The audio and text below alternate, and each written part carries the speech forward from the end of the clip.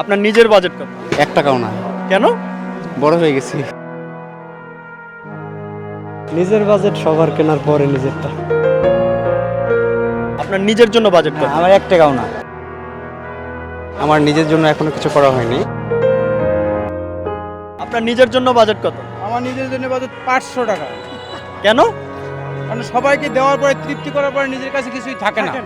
500 টাকার কিছু হবে? একটা পাঞ্জাবি হবে। আপনার নিজের জন্য কত? নিজেরটা তো ফিক্সড নেই। কোনো বাজেট নেই আসলে। টাকা পয়সা সবার জন্য কেনাকাটার পরে যদি কিছু থাকে তখন কেনাকাটা করবো। নিজের জন্য এখনো আসলে কেনাকাটা হয়নি, কিন্তু হবে। আগে তো বাচ্চাদের জন্য কিনতে হবে। আমার নিজের জন্য 1000 টাকা। 1000 টাকা। নিজের জন্য কেনাকাটা করেন না? মনে করি না। কবে করবেন? দেখি সামনে তো সময় আছে 1-2-3 দিন। আপনার নিজের জন্য কি কিনলেন? নিজের জন্য কিছুই কিনিনি, বাচ্চাদের জন্য কিছু।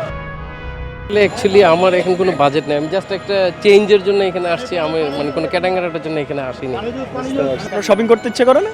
করলে কি হবে, আগে পোলাপান দিয়ে তারপরে তো। যে অবস্থা জিনিসের দাম। বড় হলে বাজেট থাকে না? ছেলে মেয়ে আছে, ছেলে মেয়েদের জন্য কিনতে হবে। আপনার নিজের জন্য কিছু কিনবেন না? নিজের জন্য কিছুই কিনি নেই, ছোট ভাই আছে, এদের জন্যই কিনতেছি। না, শুধু বাবার জন্য 2টা শার্ট কিনলাম। দেখছি আপনি ফুটপাত থেকে ভ্যান থেকে একটা শার্ট নিচ্ছেন, এটা কি আপনার ঈদ শপিং? বলতে পারেন।